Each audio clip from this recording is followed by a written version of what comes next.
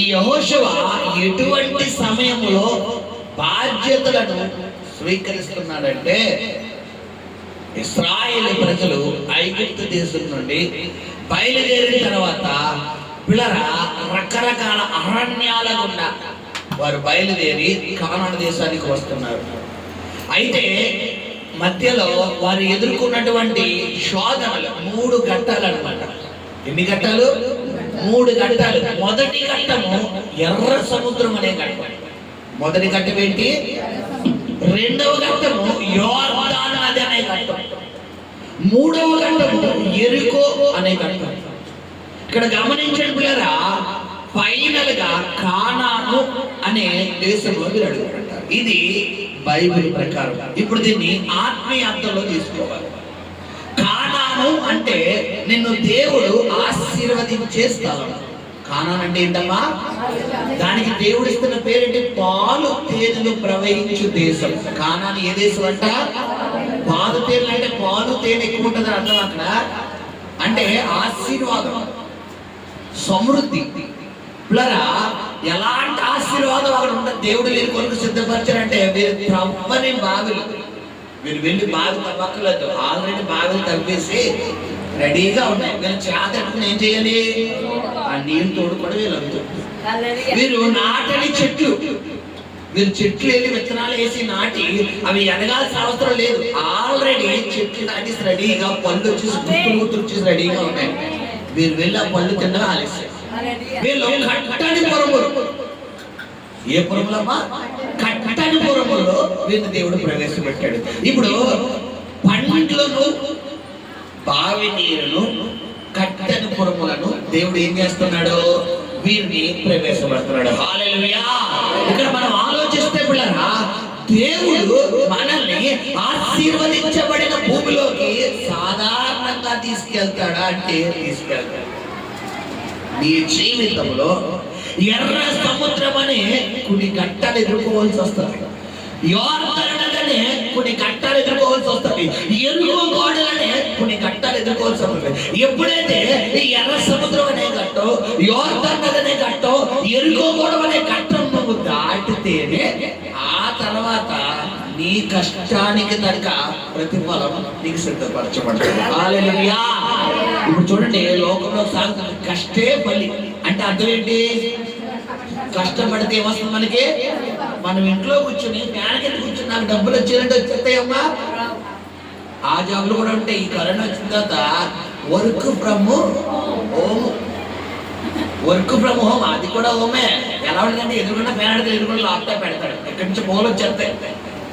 మామూలుగా మనం గట్టి కొడితే ఒక అరగంట కన్నా ఎక్కువ ఆ స్క్రీన్ మీద దృష్టి పెట్టలేదు. ఇప్పుడు కొన్ని గంటలు పెట్టలేదు. అది కూడా ఒక విధంగా చెప్పాలంటే పేరుకి ఇల్లే కానీ పిల్లరా పొగలు వచ్చేస్తాయి అనమాట మనకి. ఎందుకంటే లైవ్ లో ఎత్తున్నారు, కెమెరా ఉంటుంది.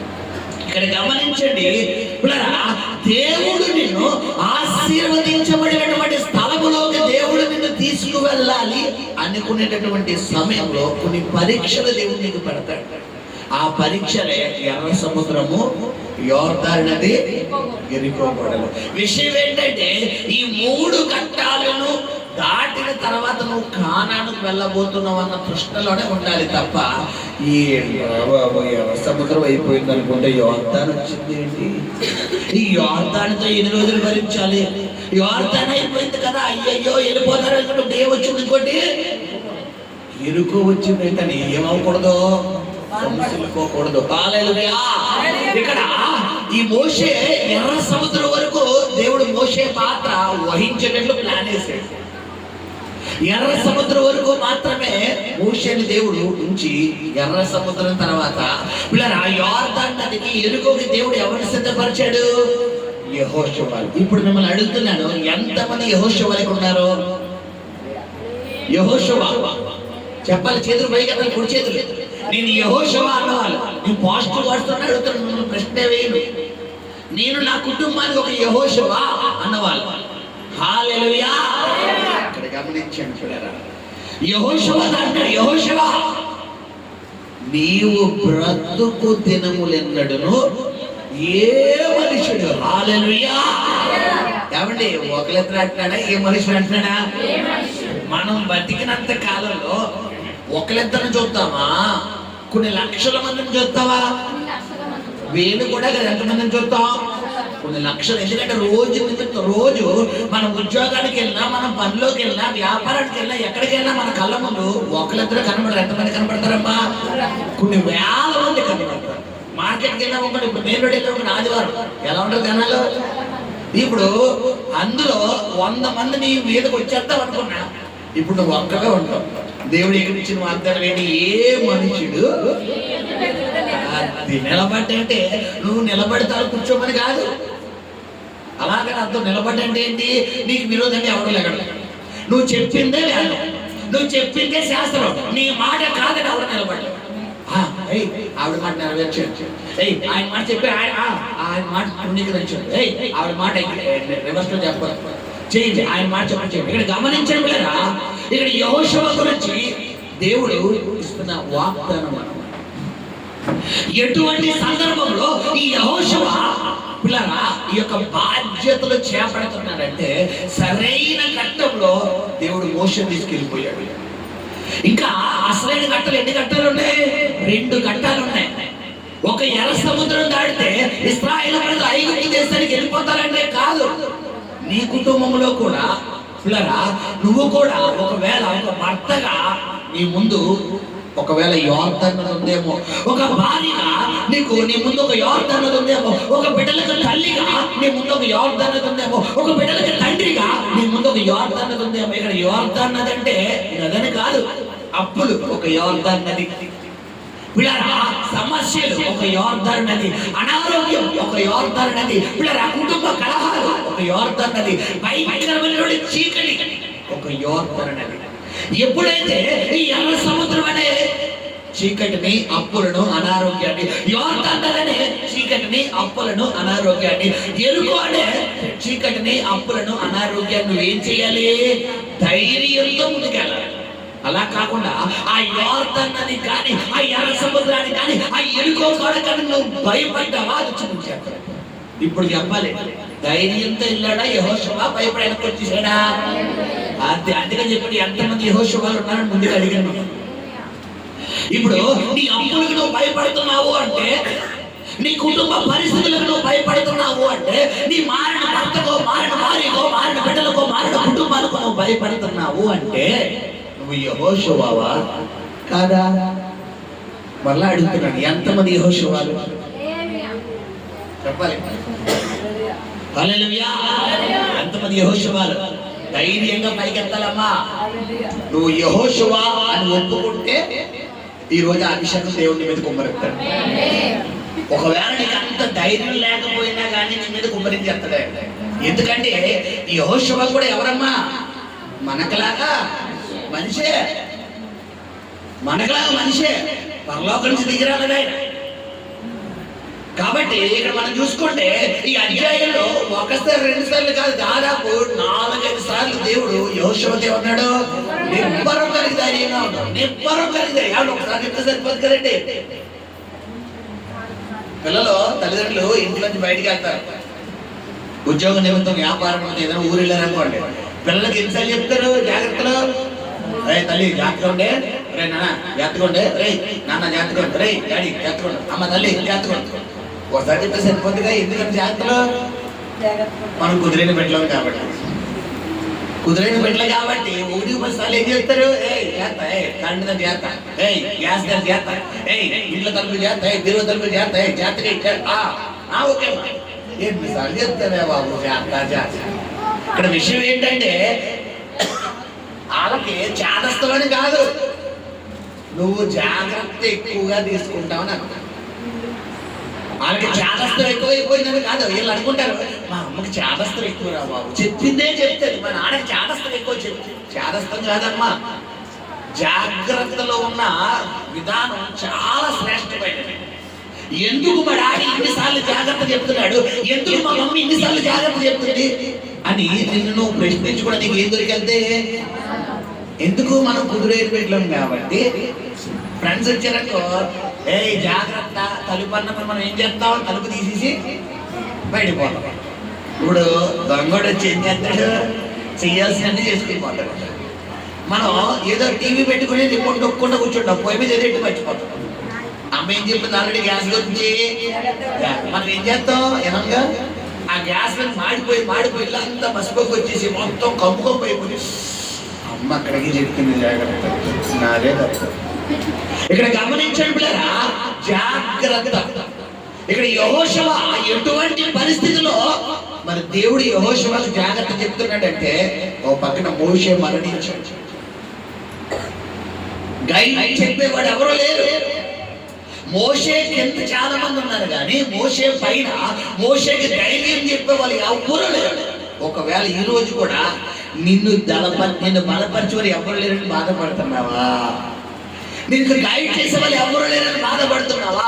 అయ్యా నాకు పరిస్థితిలో నుంచి, ఈ ఎలుకో గోడ నుండి, ఈ యోర్దాను నది నుంచి నన్ను విడిపించే నాదుడు ఎవరు లేరయ్యా. ఒకవేళ దిగులు చేస్తే యెహోషువను బలపరిచిన దేవుడే ఈ మధ్యాహ్న కాలంలో నీతో మాట్లాడతాడు. నిన్ను కూడా ఈ వారంలో బలపరచబోతున్నాడు. హల్లెలూయా. నీ పక్షంగా దేవుడు ఉండబోతున్నాడు. హల్లెలూయా. నీ పక్షంగా కార్యం చేయబోతున్నాడు. హల్లెలూయా. గమనించండి, ఎప్పుడైతే యెహోషువ పిల్లరా ఈ మాట తీసుకుంటున్నాడో ఆటోమేటిక్లీ ఇప్పుడు యెహోషువ పక్షంగా ఎవరు కార్యం చేయడం మొదలు పెడుతున్నాడు? చూడండి, ఒక అద్భుతమైన సందేశంతో ప్రభు ఈ రోజు మనతో మాట్లాడబోతున్నాడు. మనం చూసుకుంటే ఇటువంటి సమయంలో ఇప్పుడు యెహోషువ పరిస్థితి ఎలా ఉందంటే పిల్లరా, చూడండి, 1 కాదు 2 కాదు దాదాపు 4-5 సార్లు యెహోషువ అన్నాడు. 6వ వచనం చదువున్నాడు, నిన్ను విడువను. ఇక్కడ మొదటిగానేమో నీవు బ్రతుకు దినములెదుట ఏ మనుష్యుడు నీ ఎదురు నిలవజాడు అంటున్నాడు. రెండో మాట ఏమంటాడు పిల్లరా? నిన్ను విడువను.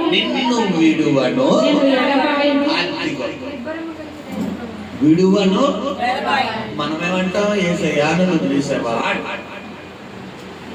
ఆయనేమో వాగ్దానాలు ఎత్తున్నాడు, నిన్ను విడిచిపెట్టనయ్యా బాబు, నిన్ను వదలను, నేను అప్పుల్లో వదలను, అనారోగ్యంలో వదలను, ఇబ్బందుల్లో వదలను, ఇరుకుల్లో వదలను, నిందల్లో వదలను, అవమానంలో వదలని ఆయన చెప్తుంటే మనమేమంటున్నాం, వదిలేసేవేంటి ఆయన? ఇప్పుడు మనం తేడాయా ఆయన తేడాయా? ఎందుకు? మనం కళ్ళ ముందు వస్తేనే నిలబడతాం, నమ్ముతాం. మనం కళ్ళ ముందు వచ్చినే నమ్ముతాం. కానీ దేవుడు నమ్ముకున్న మన జీవితంలో పిల్లరా అదృశ్యమైన వాటిని ఎలా చూడాలంట? దృశ్యమైన వాటిగా. అంటే అర్థం, లేని వాటిని ఉన్నవాటిగా చూడాలి. నీ జీవితంలో ప్రస్తుత పరిస్థితి ఎలా ఉందంటే మొత్తం శూన్యంగా ఉంది, కానీ నువ్వు ఎలా చూడాలి? సమస్తము సమకూడిపోయింది అన్నట్టుగా చూడాలి. హల్లెలూయా. అంతా జరిగిపోయిందని చూడాలి. క్రిస్మస్ కి డిసెంబర్ 15వ తారీఖు మన సంఘ క్రిస్మస్ కి 1,25,000 రూపాయలు ఖర్చు అయ్యాయి. ఎంతమ్మా? 1,25,000 రూపాయలు. డిసెంబర్ 1 కి నా దగ్గర రూపాయి లేదు. డిసెంబర్ 1 నా దగ్గర ఎంత లేదు. కానీ అందరికి ఏమని వాగ్దానం చేశాను? మీ అందరికి చక్కని వస్త్రాలు ఇవ్వబోతున్నాను, మీ అందరికి చక్కని బహుమానాలు ఇవ్వబోతున్నాను, చక్కని ప్రాముఖ్యత చేయబోతున్నావు, చాలా గ్రాండ్ గా లాస్ట్ ఇయర్ కంటే ఈసారి ఇంకా గ్రాండ్ గా చేసుకోబోతున్నావు అని పలికేనా? ప్రార్థించానా? పలికాను. ప్రార్థనలు చేస్తాం, ఏం చేసినా పలికాను. రెండోది, బయటికి వెళ్ళినప్పుడల్లా డిసెంబర్ 1 సండే మొదలుకొని డిసెంబర్ 1వ తారీఖు మొదలుకొని ఈ వీధిలోకి వచ్చినప్పుడల్లా మంగళవారం, శుక్రవారం, ఆదివారం, మిగతా రోజుల్లో ఏ పని నిమిత్తం ఈ వీధిలోకి వచ్చినా నా దృష్టి ఎలా ఉంటుందంటే, అక్కడ స్టేజ్ పడింది, ఈ మూలంతా ఈ వీధంతా జనాలు వస్తున్నారు, ఆ వీధంతా జనాలు వస్తున్నారు, ఈ వీధంతా జనాలు వస్తున్నారని నేను పిక్చర్ వేసుకున్న దాన్ని ఉన్నట్టుగా చూశాను. కాబట్టి లాస్ట్ ఓన్లీ ఇటేపై చేయలేపించాను, అటే చేయలేపించానా? కానీ సార్ దేవుడు ఎటేపు కూడా నింపాడు, అటేపు కూడా నింపాడు, ఇటేపు కూడా. అటేపు లాస్ట్ టైం పిల్లలే కూర్చున్నారు, సార్ అటేపు కూడా కూర్చోబెట్టాడు దేవుడు. ఇటేపు లాస్ట్ టైం ఇక్కడ దాకానే, కానీ సార్ నాయుడు గారి గుంట దాకా వెళ్ళిపోయించాను. నిన్ను దృష్టి చూశాను. ఏంటంటే పిల్లరా, ఒక విశ్వాస జీవితంలో అతడు ఎలా ఉండాలి అంటే లేని దాన్ని, రెండవదిగా ఆ స్టేజ్ మీద నిలబడి ప్రజల్లోకి వస్తున్నట్టుగా నేను దృష్టి చూశాను. నేను ఇది ప్రార్థన గదిలో చూసింది కాదమ్మా, ఆత్మలోకంలో చూశాను. అంటే నేను ఎలా మాట్లాడుతున్నాను, ప్రజల్లోకి ఎలా వాక్యం చెప్తున్నాడు, దేవుడు మాట ఎలా వస్తుంది, ఎలా ప్రవచన వస్తుంది, ఎలాంటి అద్భుతాలు జరుగుతున్నాయండి, లేని వాటిని ఉన్నట్టుగా నేను చూస్తున్నాను. ఇప్పటికి నేను అదే చేస్తాను. ఇక్కడ మొట్టమొదటికి పరిచయం ప్రారంభించిన 2022 సెప్టెంబర్లో నా గృహంలో ఈ పరిచయం ప్రారంభించబడింది. దాదాపు 1-2 కుటుంబాలు అంతే. నరసింహమూర్తి గారిది, స్టీఫెన్ పాల్ గారి కుటుంబం, తర్వాత ఈవినింగ్ బాట్లు, తర్వాత ఆక్సా గారి కుటుంబం, తబిత గారి కుటుంబం. ఈ 4 కుటుంబాలే వచ్చాయి. దేవుడు నాతో మాట్లాడింది ఏంటంటే, నీ ద్వారా ఈ అన్నపూర్ణంపేటలో ఒక విజయవంతమైన దేవుని సేవ చేయబోతున్నాను. అనేక ప్రజల దగ్గరికి తండోపతండాలుగా రాబోతున్నాను. ఓన్లీ రాజమండ్రియే కాదు, అనేక గ్రామాల నుండి, అనేక ప్రాంతాల నుండి నువ్వంటే తెలియని వ్యక్తులు సైతం నీ దగ్గరికి రాబోతున్నాను. దాదాపు 3 సంవత్సరాల క్రితమే దేవుడు నాతో మాట్లాడాడు. ఈ రోజు ఇక్కడికి వచ్చామంటే మీకు వచ్చింది కాదు, నిన్ను ఎవరు తీసుకొచ్చారు? దేవుడు తీసుకొచ్చాడు. ఇక్కడ గమనించండి పిల్లరా, బైబిల్లో మొదటి అధ్యాయంలో ఉన్నాడు, కట్టుటకు, నాటుటకు, బెల్లకి, చాచుటకు ప్రతి దానికి ఏం కలదు? సమయం కలదు. నువ్వు ఈ రోజు ఇక్కడికి రాగలిగావంటే, నువ్వు ట్రైన్ ఎక్కి, బస్సు ఎక్కి, ఆటో ఎక్కి, రిక్షా ఎక్కి, ఇంకోటి ఇక్కడ వచ్చావనుకోకో. ఎలా వచ్చు? దేవుడు నీ భుజం మీద చెయ్యేసి రారా నడి, రా నాన్న, రా తల్లి, నడు, రాజమండ్రి నడు, నడు, నడు. పొద్దున్నుంచి నేను ఏం చేస్తున్నాడు ఆయన? చెవులో ఇలా జూరిగల మాట్లాడేస్తున్నాడు. ఇప్పుడు నేను ఇంట్లో ఇంట్లో ఉన్నాను, మనసు కుదురుంటారా? అయ్యి బాబోయ్ ప్రార్థనకి వెళ్ళదు, బాబోయ్ ప్రార్థనకి వెళ్ళదు, బాబోయ్ ప్రార్థనకి. నువ్వు ఏం పని చేసుకున్నా కూడా పని చేస్తుందా? అది జోరేగా. ఇక్కడ గమనించండి, యెహోషువ పరిస్థితి ఎలా ఉందంటే, అందరూ వదిలేశారు కానీ ఎవరు విడిచిపెట్టలేదు, దేవుడు విడిచిపెట్టలేదు. హల్లెలూయా. మొదటిగా ఏ మనుషుడు నీ ముందు నిలవచ్చాడు అన్నాడు. రెండవదిగా నీ దేవుడిని యెహోవాకి ఎలా ఉన్నాడు అన్నాడు? తోడే ఉన్నాడు అన్నాడు. హల్లెలూయా. ఇక్కడ గమనించండిరా, యెహోషువ చూస్తున్న దృశ్యమే మనం కూడా ఏం చెయ్యాలి? చూడాలి. నీ ప్రస్తుత పరిస్థితి ఎలా ఉందంటే మొత్తం శూన్యంగా ఉంది. ఒక 10 రూపాయలు కూడా నీ చేతిలో లేవు ప్రస్తుత పరిస్థితి. కానీ నేను ఎలా చూడాలి? రానున్న దినాల్లో కొన్ని లక్షల రూపాయలు దేవుడు నాకు ఇవ్వబోతున్నాడు, కొన్ని లక్షల రూపాయలు సంపాదించబోతున్నాడు, కొన్ని వేల రూపాయలు సంపాదించబోతున్నాడు. నేను దేవుడు రాజ్యం కడుతున్నాడు, నేను దేవుడిలో నిలబడుతున్నాడు, దేవుడు సన్నిధిలో సాక్షిగా నిలబడుతున్నాడు, నా పక్షంగా దేవుడు చేస్తున్నాడు. విశ్వాసం ఎవరిలో ఉండాలి? ఏదో భాష నేను పొందుకుంటాను. ఈ ఎలా అంటే ఉప్పు లేని పప్పు. ఎంతమందికి ఇష్టం ఉప్పు లేని పప్పు? కొంతమంది పప్పు ఇష్టం. పప్పులు ఏమి ఉండాలి? ఉప్పు ఉండాలి. ఏ కూరలైనా ఏమి ఉండాలి? ఉప్పు లేకపోతే చికెన్ బిర్యానీ కూడా దండగా దండగా. అమ్మ ఇంట్లో చక్కగా రుచిగా చికెన్ బిర్యానీ వండింది అనుకోండి, ధర చెప్పి కంచం నిండా పడింది. అబ్బా అమ్మ అమ్మ అమ్మ ఎప్పుడెప్పుడెప్పుడెప్పుడు ఎలా తిని నోట్లో ఇలా రెండ ముద్ద వెళ్తుందా? ఏ వాళ్ళు తినేరంటే అప్పుడు దాకా అమ్మ అమ్మ అమ్మ అమ్మ వాళ్ళు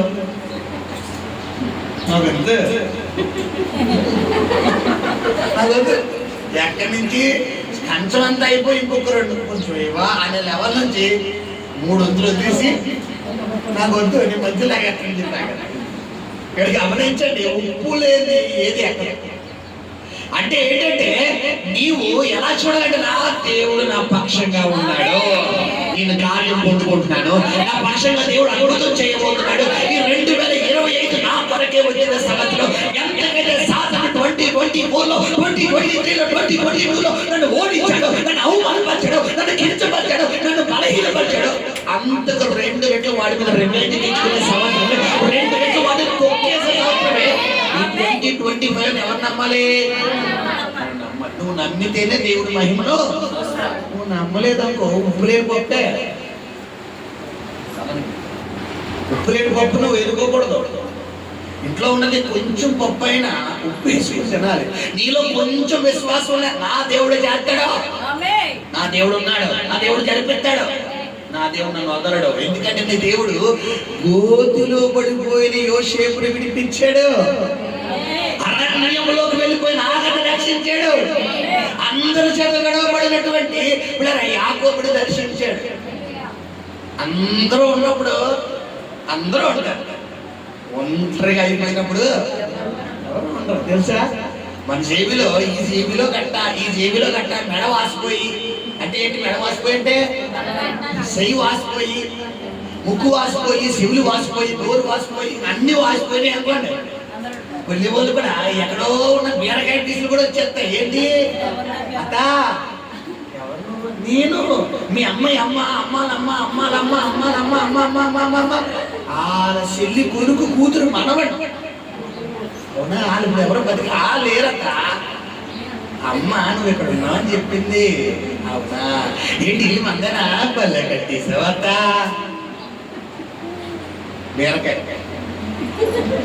బీరకాయలు అన్నమాట అందరూ. ఇలాంటి బీరకాయలు ఏమున్నప్పుడు వస్తాయి? సౌండ్ చెయ్యి మెడ వాసిపోయినప్పుడు వచ్చేస్తాయి, పొదల్లోంచి వచ్చేస్తాయి బీరకాయలు అన్నమాట. ఇప్పుడు ఇదేమి కాలి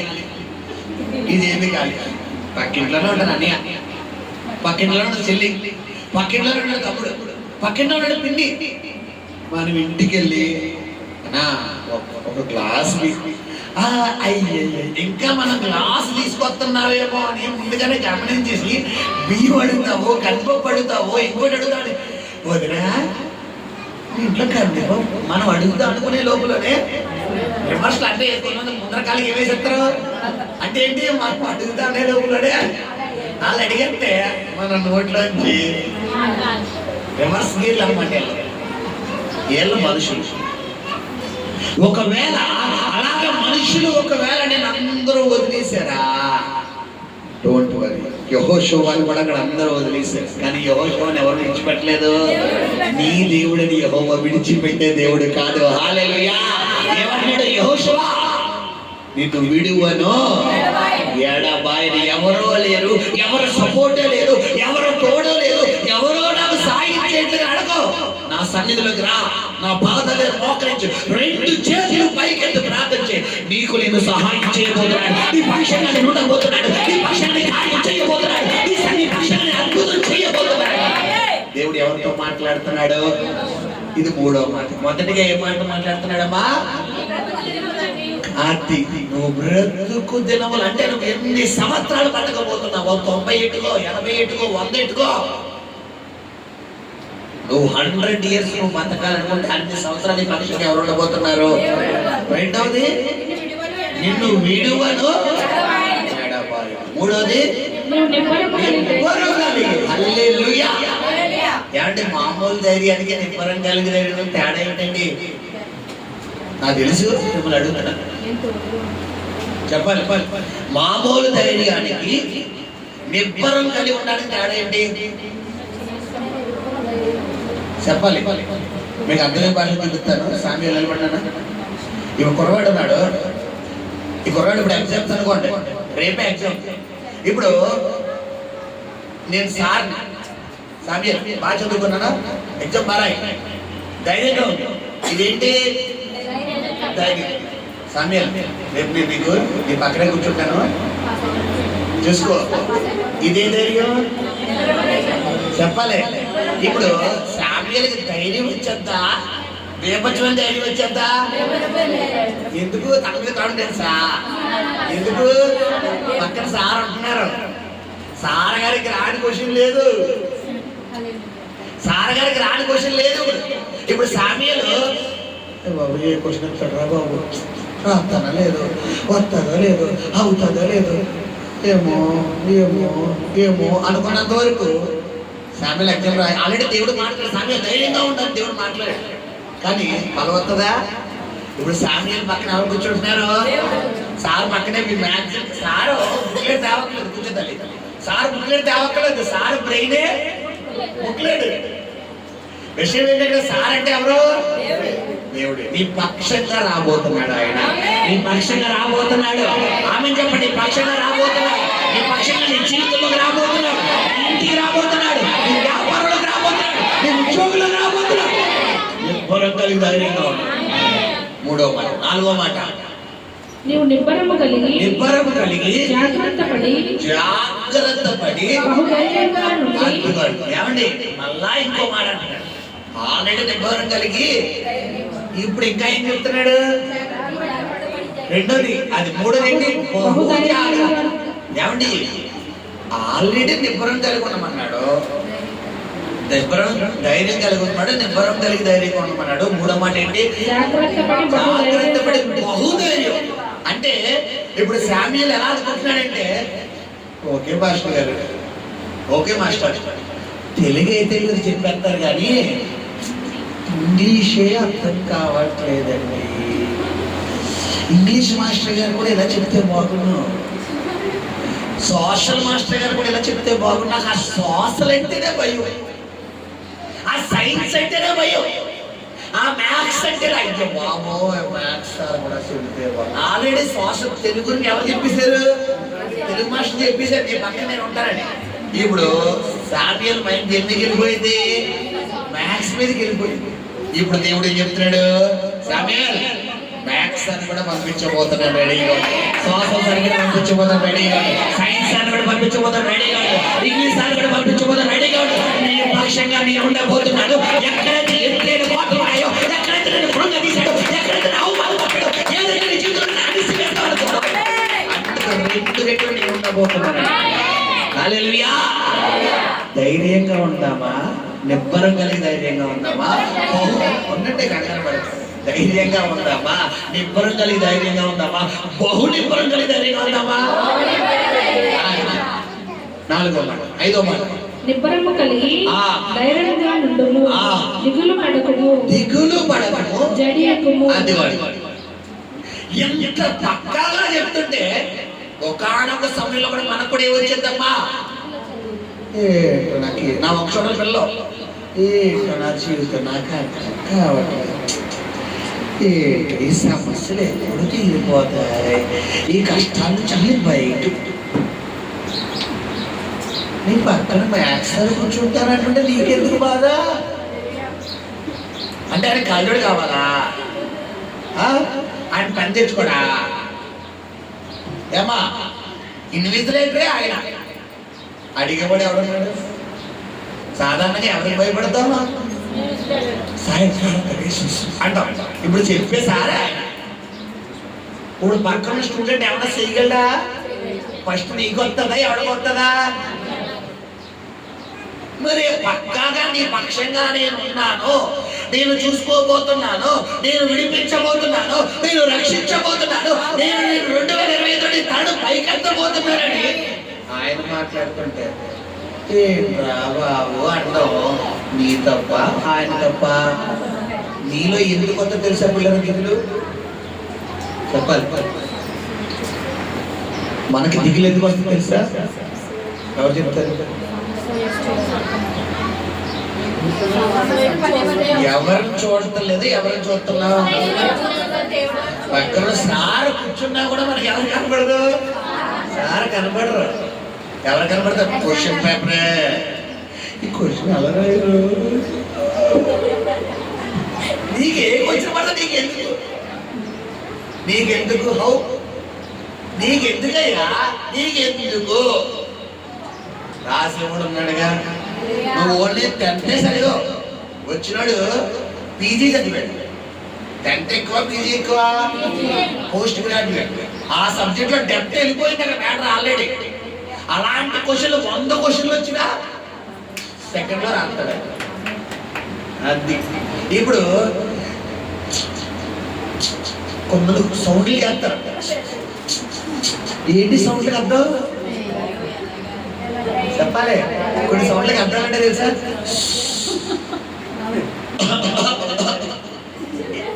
ఇవన్నీ మూకీ డ్రామాలు అనమాట. మూకీ మాటలు అంటే ఏంటి అర్థం? మాటల మధ్యలో ఉంటాయి, ఇందులో అర్థం చేసుకోవాలంతే. ఇది మామూలు దగ్గరమ్మా. మీరు గమనించండి, కొంతమందికి శబ్దాలు అంటే ఏంటి అర్థం? ఏం అర్థం కావట్లేదు నాకు. ఇక్కడ యెహోషువ ప్రశ్న అలాగే ఉంది. ఎందుకంటే తన దృష్టి అంతా ఎవరి మీద ఉంది? మోషే మీద ఉంది. ఎందుకు?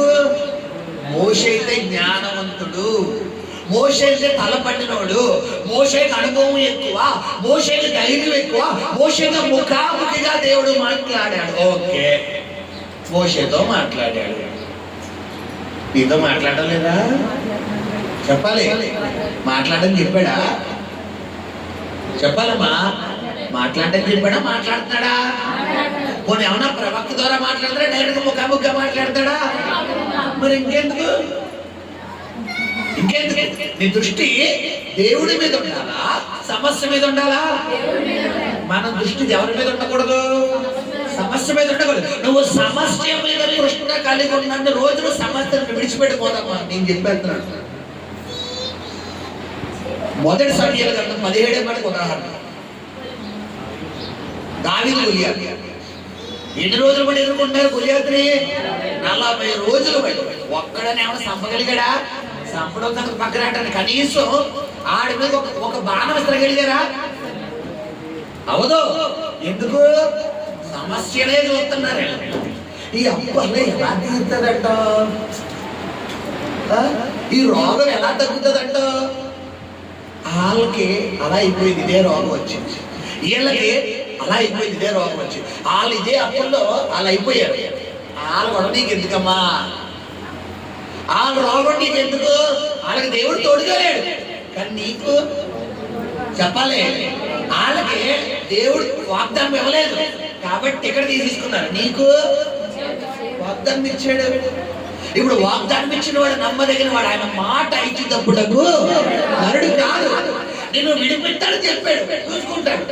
నేను రక్షిస్తానని చెప్పాడు, చూసుకుంటాడు. నేను పైకి లేవనెత్తని చెప్పాడు, చూసుకుంటాడు. ఇంకేంటి బాధ? ఎప్పటికీ కూడా కొంతమందికి ఏమొచ్చేస్తుంది చెప్పగా సౌండ్. ఎంత వాక్యం చెప్పండి మాస్టర్ గారు, నాకేమని. నీకు 2 కోట్లుగా 100 కోటి దండాలమ్మా, కోట్లు దండాలన్న. ఎంత బల్లగుద్ది దేవుడు నీతో మాట్లాడాడు. నీకు డైరెక్టర్ గా దేవుడు కల్లో కాదు, మొహం మీద కూర్చొని పక్కన కుర్చీలో కూర్చొని అని అన్నావనుకో, అప్పుడు వంటది.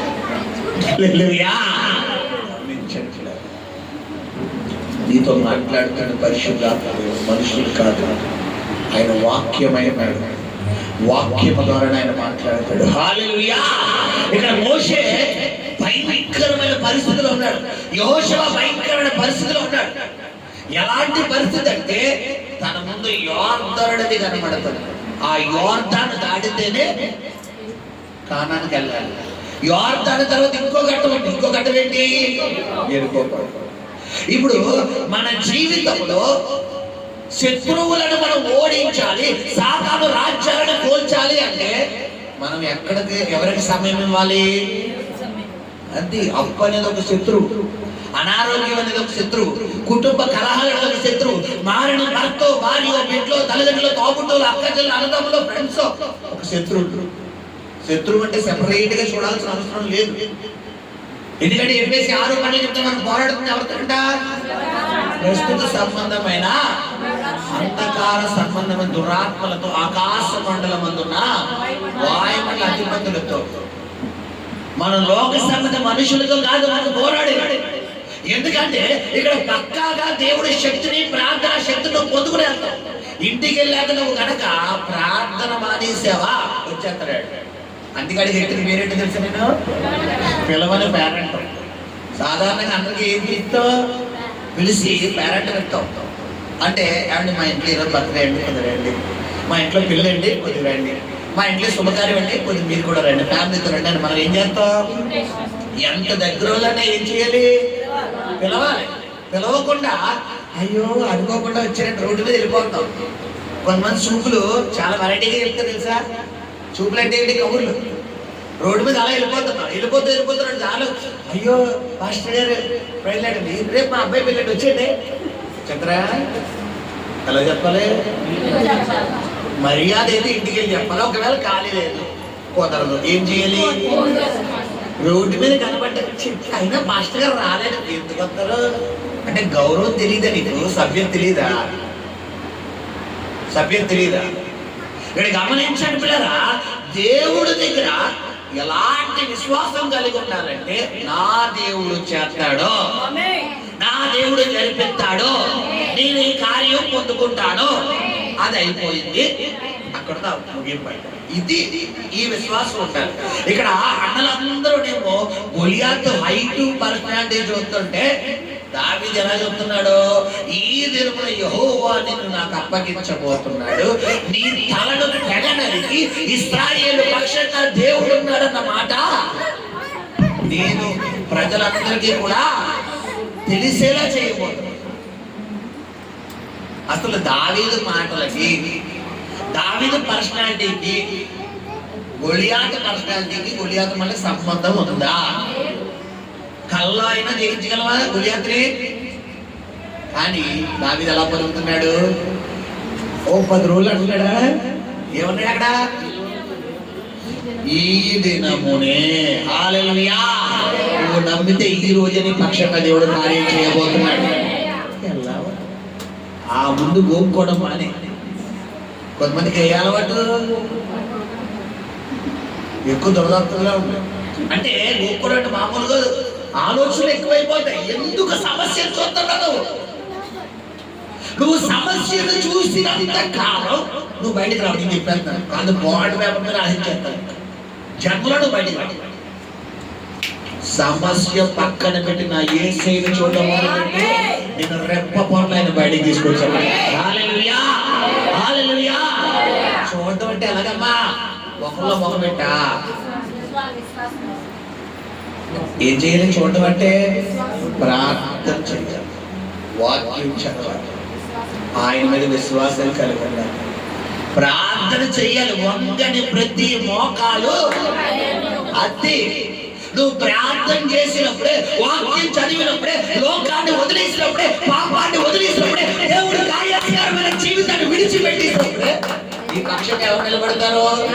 నువ్వు సినిమాలు ఎట్టుకుంటూ, సీరియల్ ఎట్టుకుంటూ, బూతులు మాటలు మాట్లాడుతూ, నువ్వు అశ్లీలంగా మాట్లాడుతూ, అపవిత్రంగా టైం అంతా నువ్వు గెట్టింగ్ చేసేస్తూ, దేవుడు మాట్లాడే నాకు ఏం అర్థం కావట్లేదంటే నీకు జన్మలో అర్థం కాదు.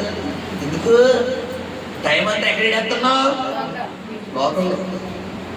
ఉద్యోగం చేసుకుంటే వద్దంట, వ్యాపారం చేసుకుంటే వద్దంట, జీవనోపాధి చేయాలని వద్దంట, చేసుకుంటూ కూడా ఏం చేయమంటారు మిమ్మల్ని? అంతే. మనం ఏ పని చేసుకున్నా ఎవరి సన్నిధితో నింపబడాలి? అంతే. నేను రిలయన్స్ మార్ట్ లో వచ్చేసి సేవలోకి రాకున్నాను. ఏ పని చేసుకుంటా 24 hours నేను ఏ పని చేసుకున్నా పాటలు పాడతానే ఉండేవాడి. నా నోట్లో అలా పాటలు వస్తానే ఉండేవి. నా పక్కన ఒక రోజు ఇలాగే పాటలు పాడుతున్నప్పుడు ఒక సహోదరి నా పాటలు విని ఆవిడ ఏదో ఒక దృష్టితో వచ్చిందంట. నా దగ్గరకు వచ్చి, బ్రదర్ మీరు పాడిన పాట ఒక్కసారి పాడరా అన్న. నేను ఆవిడ వెళ్ళదని పాడలేదు. నేను రిలయన్స్ మార్ట్ లో అప్రైల్స్ అనమాట, బట్టలకు సంబంధించిన ఆ బ్రౌజర్స్ కి ఆ బట్టలు హ్యాంగ్ చేస్తాను. హ్యాంగ్ చేస్తూ ఆ సైజెస్ వేరు కనబడ, small, medium, large, XL, XXL, XXL అని చెప్పి సైజెస్ వారిగా, కలర్ వేరియంట్ వారిగా పెట్టాలి, హ్యాంగ్ చేయాలన్నమాట. అలా హ్యాంగ్ చేసుకుంటూ సైజెస్ వారిగా పెట్టుకుని బ్రౌజర్ నాదంటూ లోకానా ఏమీ లేదయ్యా ఒకవేళ ఉందంటే ఇలా ఈ పాట ఇలా పాడుకుంటూ ఆవిడ వెనకాలే బట్టలు కుట్టుకోవడానికి వచ్చింది. ఎక్కడో ఉన్న ఆవిడ ఆ పాటని ఎవరు పాడుతున్నా అలాగా ఇలా చూసి నా దగ్గర స్వరపడుతుందని అల్లగా నీవే నీవే బ్రతుకంతా నీవే ఇలా పాడుకుంటుంటే ఆవిడకి ఆ పాట ఆరంభించింది. నాకు ఉన్న ఆనంద, నాకు ఉన్న సామర్థ్యం, నాకు ఉన్న సౌభాగ్యం, నాకు ఉన్న సంతానం, ఉన్న సామర్థ్యం ఆరగించే ఇలాగా పాట ఇలా నాలుగు పాడుకుంటుంటే ఆవిడకి ఆ పాట అట్రాక్ట్ చేసి వెంటనే అన్ను దేవుణ్ణి నమ్ముకున్నారా? ప్రైజాటమ్మా, నేను దేవుణ్ణి నమ్ముకున్నాంటే ప్రైజాట్ మేడం అన్నాడు. వెంటనే పరిచయం దొరికింది. ఆవిడ ఆ రోజు అయిన పరిచయం దాదాపు కొన్ని సంవత్సరాల వరకు ఆ జాబ్ చేస్తున్నప్పుడల్లా సెపరేట్గా నా దగ్గరకు వచ్చి, పలానా బాగున్నాడండి అంటే, ఆల్రెడీ ఇంకొక ఇద్దరు సేల్స్ మ్యాన్స్ ఉండేవారు, కానీ స్పెసిఫిక్గా నా దగ్గరకు వచ్చి ఆ బాబునే రమ్మని, నా బాబు నాకు సర్వీస్ చేస్తాడండి. ఆవిడ నాతో మాట్లాడుతూ వచ్చి, నా ప్రార్థన చేసుకుంటున్నావా, ఇలాగమ్మా రిలేషన్. ఎవరో తెలుసా పిల్లరా? కార్లో వచ్చేళ్ళు లక్షలు ఉన్నారు, కానీ ఆత్మీయతగా అంత వెయిట్ ఉంటుంది. నేను 7-8 వేలు చేతగాను, వాళ్ళలో ఆవిడ బిల్లే 20,000, నా 4-5 నెలల జీతం ఆవిడ బిల్లు. అలాంటి వ్యక్తి సెపరేట్గా నేను లోపల ఎక్కడో ఉన్నా కూడా పిలిపించుకుని మరి నా చేత బిల్లు చేయించుకున్నాను. ఇక్కడ గమనించడంలోరా మన ఆత్మీయత ఎలా ఉండాలి అంటే, నువ్వు ఎక్కడికి వెళ్ళి ఎలా ఉండాలి? నీ నోట్లో జీవంతో ఉండాలి, మాటలు వస్తానే ఉండాలి, మాటలు వస్తానే ఉండాలి, వాక్యం వస్తానే ఉండాలి. మనం ఏం చేస్తాం? చర్చిలో మాత్రమే అందరూ ప్రియులారా ప్రార్థన చేసుకుందాం, వాక్యం చదువుకుందాం అని ఇక్కడ చెబితే ఇలా వాక్యం చదివి ఇంటికి వెళ్ళాక బైబిల్ మోసేసి ఏం చేస్తాం? మనం చేయాల్సిందల్లా చేస్తాం. ఇక్కడ గమనించారా, మన ఆత్మీయత దేవుడు ఎలా ఉండాలని కోరుకుంటున్నాడు? మనుషులకు కనబడవాలనా, దేవుడికి కనబడవాలనా? హల్లెలూయా, హల్లెలూయా. ఎప్పుడైతే మన జీవితంలో దేవుడి మీద మనం నిబ్బరం కలిగి, ధైర్యం కలిగి, విశ్వాసం కలిగి, నా పక్షంగా దేవుడు ఉన్నాడని చెప్తున్నాడు కదా, నేను నమ్ముతున్నాను, నేను పొందుకుంటాను, నా దేవుడు చెయ్యబోతున్నాడు, పక్కాగా పిలుస్తావు, వచ్చేవారు సాక్ష్యం చెప్పడం రెడీగా. హల్లెలూయా, అద్భుతం జరగబోతుంది. హల్లెలూయా. అక్కడతో వదలలేదు దేవుడు. తర్వాత చదువుకుంటాం. చదువునా? నీవు నిబ్బరము కలిగి ధైర్యం తెచ్చుకొనవలెనని యెహోషువకు ఉత్తరం ఇచ్చిరి. నూను కుమారుడైన యెహోషువ రేగుల వారైన ఇద్దరు మనుషులను పిలిపించి, మీరు పోయి ఆ దేశం ముఖ్యముగా ఎరుకోను చూడుడని వారితో చెప్పి షిత్తీము వద్ద నుండి వారిని రహస్యంగా పంపెను. వారు వెళ్ళి రాహాబును ఒక వేశ్యంతో చేరి అక్కడ దిగగా దేశంలో వేగు చదువుతున్నారా? రెండో అధ్యాయం ఇంకా ఫస్ట్ అధ్యాయంలోనే ఉన్నాను నేను. దానికి వెళ్ళిపోయి ఫస్ట్ అధ్యాయం తీసుకున్నాను. ఎక్కడున్నాయి వచ్చినానంటే 10వ వచనం ఇంకా అవ్వలేదు కదా, 7వ వచనంలోనే ఉన్నాం. ఇంకా పరిగెడ అంత స్పీడ్ ఫాస్ట్ టైంగా నేను అంత స్పీడ్ కాదండి, ఏదో జాయిగా అతను అప్పుడప్పుడు 8వ వచనం చదవండి. ఈ ధర్మశాస్త్రమును రాహాబుకి ఎక్కడ కనబడదు కదా, రెండో అధ్యాయంలో అంత కదండి, మొదటి అధ్యాయంలో ఎదుగుతాను నేను. చదివినా? ఈ ధర్మశాస్త్రమును, ఈ ధర్మశాస్త్ర గ్రంథమును నీవు బోధింపక తప్పిపోకూడదు. అదిగో ఏమండి, నీ ఎదుట మనుషులు ఎవరో నిలబడరు అంటున్నాడు. భయపడక దిగులు పడక నిబ్బరం కలిగి ఉండి అంటున్నాడు. నిన్ను విడువను ఎడబాయని అంటున్నాడు. బహు నిబ్బరం కలిగి ఉండి అంటున్నాడు. ఇన్ని వాగ్దానాలు ఇస్తున్నప్పుడు అయ్యో బావు ఇంకా మనకి తిరిగి ఉండదు అన్నావనుకో, ధైర్యం ఓకే. నీకు ఒక టర్మ్స్ అడుగుతున్నాడు. ఏంటి? హెచ్చరిక, సూచనలు. ఏంట హెచ్చరిక అంట? ఈ ధర్మశాస్త్ర గ్రంథమందు నీవు బోధింపక తప్పిపోకూడదు. అదిగో అంటే ఏంటి? బోధింపక తప్పిపోకూడదు అంటే ఏంటి? ఈ వాక్యానుసారంగానే నువ్వు జీవించాలి. ఏ మాత్రం నీ జీవితం ఈ ట్రాక్ నుంచి బయటకు వచ్చిందా నాకు సంబంధం లేదు. ట్రైన్ పట్టాల మీద ఉంటేనే నడుస్తుందా, పట్టాలు తప్పినా నడిచేస్తుందా? చెప్పాలి. ఎక్కడైనా నడిచేస్తుంది, కానీ గమ్యానికి వెళ్తే అలా ప్లాట్ఫారం పోవాలి. ట్రైన్ పట్టాల మీద ఉంటేనే కరెక్ట్. బస్సు రోడ్డు మీదే ఉండాలి. అది పట్టాల మీద వెళ్ళిపోద్దండి, ఇది పట్టాల మీద వెళ్ళిపోద్దమ్మా. చెప్పాలి. దేని మీద ఏం పెట్టాలో అదే పెట్టాలి. ఇక్కడ ఏంటంటే ఏదైనా వాహనం, ఏదైనా చక్రమే కదా అని చెప్పి ట్రైన్ చక్రాన్ని తీసుకెళ్ళి రోడ్డు మీద ఎట్టకూడదు, రోడ్డు మీద చక్రాన్ని తీసుకెళ్ళి ట్రైన్ మీద ఎట్టకూడదు, పట్టాల మీద ఎట్టకూడదు. ఇక్కడ దేవుడు ఏం చెప్తున్నాడంటే, నేను నీకు ధైర్యంగా ఉండబోతున్నాను అన్నాడు, నిబ్బరం కలిగి ఉండన్నాడు, నేను విడువను ఎడబాయని అన్నాడు, నీ ముందు ఏ మనుషులు నిలబడరన్నారు, బహు నిబ్బరంగా ఉండన్నాడు. 5 వాగ్దానాలు ఇచ్చాడు. ఇంకా చూసుకోగలదు అనుకునే టైంలో ఒక టర్మ్ పెడుతున్నాడు, ఒక కండిషన్ పెడుతున్నాడు. ఏంటా కండిషన్ అంట?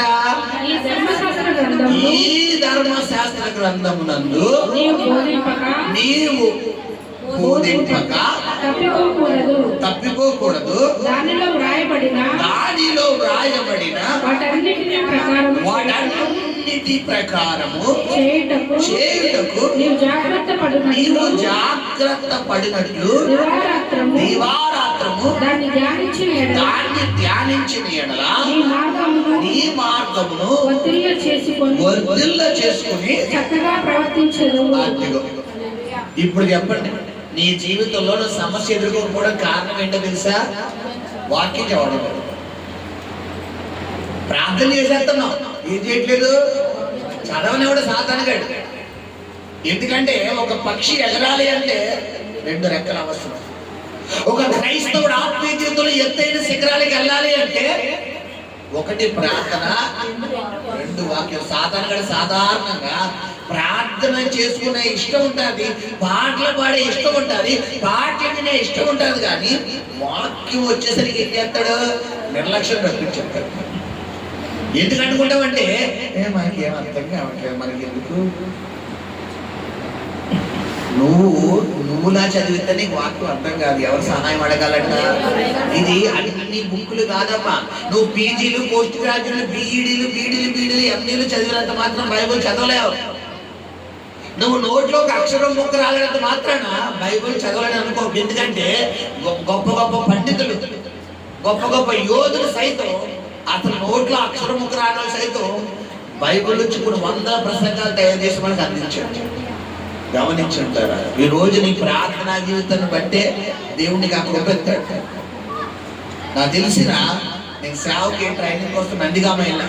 కంచిచర్ల అనే ప్రాంతం, నందిగామ, విజయవాడ దగ్గర నందిగామ అనే ప్రాంతం ఉంది. ఆ నందిగామలోని ఒక పరిచర్య ఉంది. ఆ పరిచయంలో ఒక దైవ సేవకురాలు ఆవిడిచ్చిన సాక్ష్యం ఏంటంటే, ఆవిడ నోటికి వచ్చి పొట్టకొచ్చి అక్షరముకు రాదు. 1వ తరగతి చిన్న స్కూల్లో వేసాడు నా నాన్నగారు. 1వ తరగతి స్కూల్లో వేస్తే పాస్టర్ గట్టిగా చదువుతాడు, బంతులతో 4 దెబ్బలు వేసారంట. చదవని పిల్లలు ఏం చేస్తారమ్మా? ముద్దాడతారా? ఏం చేస్తారు? 2 దెబ్బలు కొడతారు. కొట్టారు కదా అని చెప్పి ఈవిడికి, ఈ నాన్నగారికి ఒక్కన కూతురంట మన వీళ్ళలాగా. అయితే ఒక దెబ్బ వేయగానే వెంటనే ఆ తండ్రి దగ్గరికి పాపిల్లు ఏం చేసింది పిల్లరా? కంప్లైంట్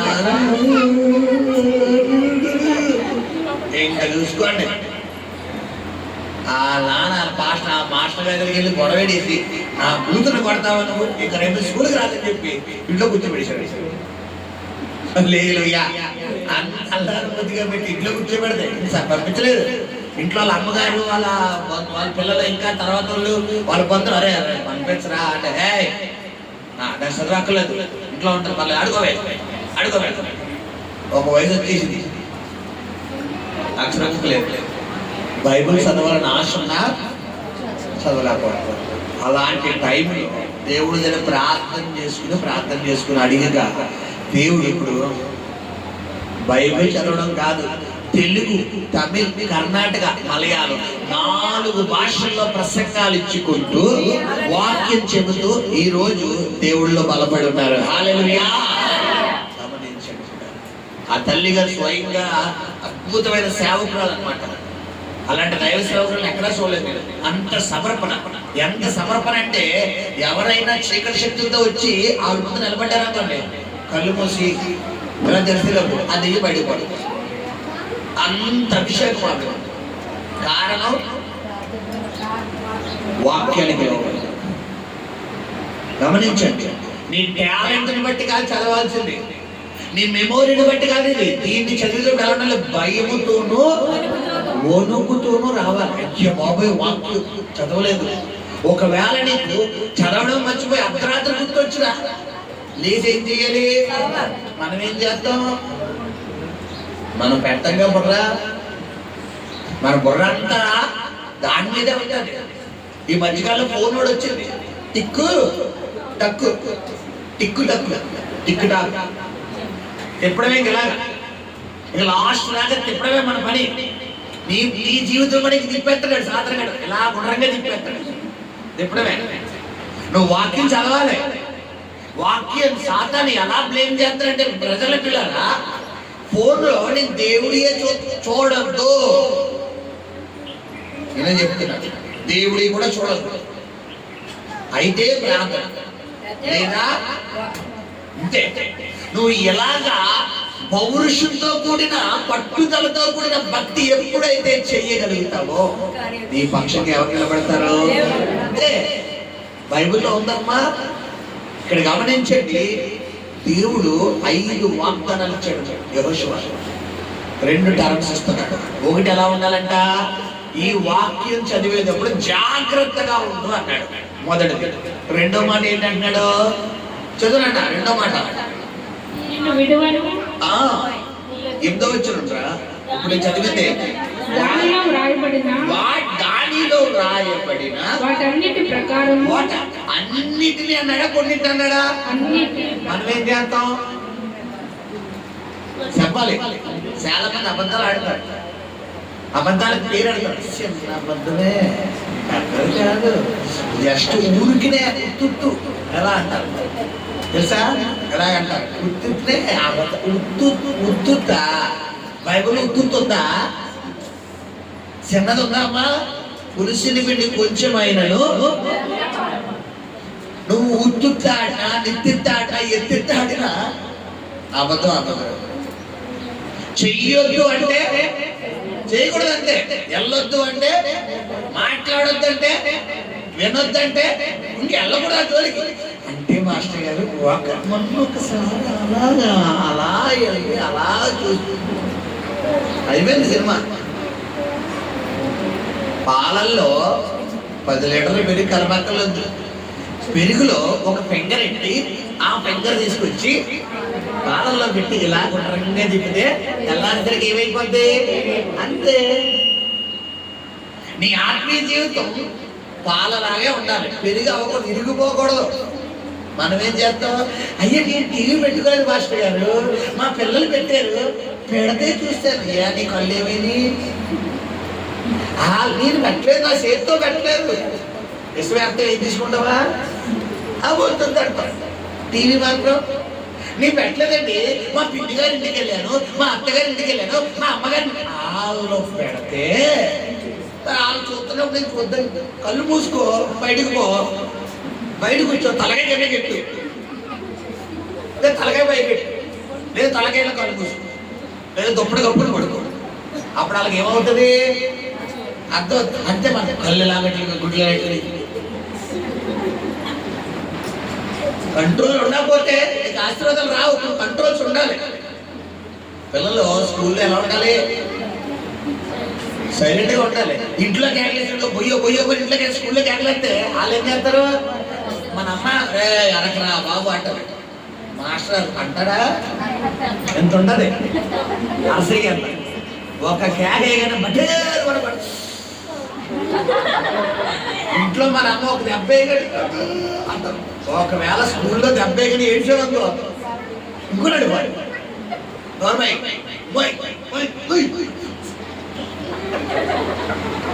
అంతే. ఎందుకు వస్తుంది? ఏం చూసి?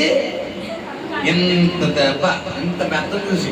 మరి దేవుడు బెత్తమేది 2 అంచులు గల పొద్దునైన ఖడ్గం. ఒక పక్కన ఆదరిస్తాడు, ఒక పక్కన తేడా వస్తే బొబ్బాసిగా చెక్కినోడు దిక్కేస్తాడు. తెలుసా బొబ్బాసిగా దిక్కు ఎలా దిక్కుతారు? ఒకసారి ఇంటికి వచ్చాడు బొబ్బాసిగా లేడు, ఆడికి చక్రం రాదంట, ఆడికి చక్రం రాదంట. సరే నాకు వచ్చలే బాబు అని చెప్పాను. మా పాస్టర్ గారికి ఎంత కాయ కొన్నాను, ఎంత కాయ అయిపోయింది. ఏమైంది? బుద్ధి మొత్తం ఎక్కేసాడు. ఎలా చదువుతుంది మాస్టర్? ఎవడు చేసే పని అదే దగ్గర సెకండ్ రాదంటే కొన్ని చూసుకోవాలి. పల్లెని ఇచ్చేయండి అన్నాడు. సెక్యుడు కార్యక్రమం అంటే ఇక్కడ దేవుడు ఏంటంటే సెక్యుడు కార్యక్రమాలు ఎక్కువ. తేడా చెప్తాడు అనుకోకండి, ముందు కూడా బయటకు వచ్చారు. అది వాక్యం దగ్గర జాగ్రత్తగా ఉండాలన్నమాట. నీ ఆత్మీయ జీవితాన్ని నిలబెట్టితే ఏంటనుకుంటున్నావు? ఈ వాక్యమే. అందుకని కీర్తన బంధువులు, నీ వాక్యం నా పాదములకు, నా త్రోవకు, నీ వాక్యమే నన్ను విడిపించు. ఈ వాక్యమే. నువ్వు ఆత్మీయ జీవితంలో విజయం సాధించాలి, నువ్వు అనారోగ్యం నుంచి, అప్పుల బాధ నుంచి, సమస్య నుంచి బయటికి రావాలి అంటే 2 చెయ్యాలి. 5 వాగ్దానాలు దేవుడు ఈ రోజు నీకు ఇచ్చాడమ్మా. 5 వాగ్దానాలు, 1 కాదు 2 కాదు. ఈ 5 వాగ్దానాలు నీ జీవితంలో నెరవేరాలి అంటే 2 చెయ్యాలి. తరచుగా జ్వరం వస్తుంది, ఎన్ని టాబ్లెట్లు వేసుకున్నా తగ్గలేదు. హాస్పిటల్కి వెళ్ళాం, డాక్టర్ గారు టాబ్లెట్స్ అయినా డాక్టర్. ఇప్పుడు ఆయన ఏమంటాడు? ఇంకో హాస్పిటల్కి వెళ్ళాము అంటాడా, బ్లడ్ టెస్ట్ అంటాడా? ఎందుకు? ఏ జ్వరమో తెలుసుకునేది దేని బట్టి తెలుస్తుంది? బ్లడ్ టెస్ట్ బట్టే. అయ్యో బ్లడ్ తీయద్దండి, ఇంకో 4 టాబ్లెట్లు ఏమన్నాయంటే ఇంకో 4 రోజులు వస్తుంది, మళ్ళా వచ్చి మళ్ళీ తగ్గిపోతుంది. అయ్యా బ్లడ్ వద్దండి, నాకు వద్దండి అంటే నేను సినిమా అయిపోయినట్టే. 4వసారి ఇంకెళ్ళవు, మంచం అంటుకోవాలి. ఎందుకు? గోరుతో పోయింది బట్టల దాకా వెళ్ళిపోతుంది. ఇక్కడ దేవుడు ఏం చేస్తాడంటే కొన్ని సందర్భాల్లో నీ సమస్యలు పేకల్లోతుల్లో వెళ్ళిపోతున్నా మనం ఏం చెయ్యం, కళ్ళు తెలుసుకో. మీకు అర్థమే బాగా చెప్తాను. 3 రోజులు కంటిన్యూగా జ్వరం ఉండి పగలు లేకుండా రాత్రి వస్తే దాని పేరేంటి? టైఫాయిడ్. జ్వరం వచ్చిన వెంటనే కంటిన్యూగా 108 జ్వరంలో ఉండిపోతే దాని పేరేంటి? మలేరియా. వాసన తెలియదు, ఆకలేదు, తరచుగా తగ్గుతుంది, దాని పేరేంటి? చెప్పాలి, మొన్న వచ్చిందిగా అమ్మమ్మ, కరోనా.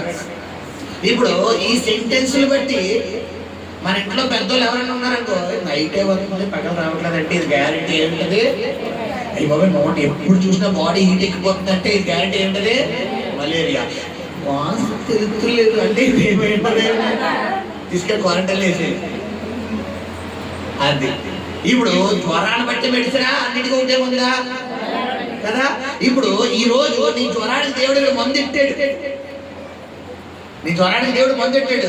2 రకాల మెడిసిన్ వేసుకోవాలి, ఉదయం ఒకటి, సాయంత్రం ఒకటి. ఉదయం ఒకటి, సాయంత్రం ఒకటి. ఏంటా మెడిసిన్? మొదటిగా ధర్మశాస్త్ర గ్రంథాన్ని ఒళ్ళు దగ్గరెట్టుకుని చదువు, మొదటి. రెండోదంట వాటిలో వాటిలో రాయబడిన వాటన్నిటి ప్రకారము చేయుటకు జాగ్రత్త పడినట్లు దివారాత్రము దాన్ని ధ్యానించిన ఎడల నీ మార్గమును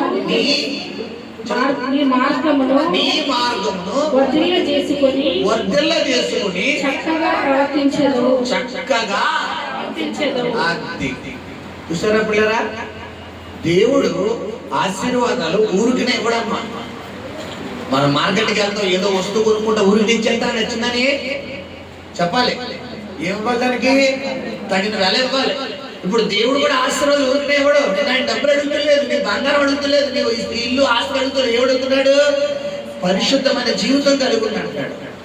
ఆ అపవిత్రతలు బయటకు వచ్చాయి. ఆ మురుకు, మంచ, చెత్త, దరిద్రం అందులో బయటకు వచ్చాయి. దేవుడికి ఆయాసకరమైనవన్నీ మానే నీ చూపు ద్వారా, మాట ద్వారా, తలంపు ద్వారా, ఆలోచన ద్వారా, భావోద్రేకం ద్వారా, క్రియల ద్వారా ఏదైతే దేవుడు వద్దు అన్నాడు మానే ఒక నిర్ణయం తీసుకుని లెక్క నుంచి ఈ రోజు నీ పక్షంగా దేవుడు ఉండబోతున్నాడు. నీ పక్షంగా ఆయన కార్యం చేయబోతున్నాడు. ధైర్యం కలిగి ఉండమని చెప్తున్నాడు. నింపరం కలిగి ఉండమని చెప్తున్నాడు. నీ ముందు ఏ మనుషుడు నిలవజాడంటున్నాడు ఆయన. విడువనని చెప్తున్నాడు ఆయన. ఎడమాయనని చెప్తున్నాడు. హల్లెలూయా. కళ్ళు మూసుకొని ప్రార్థన చేద్దాం. పరిశుద్ధము నమ్మకము కలిగిన ప్రియ పరలోకపు తండ్రి,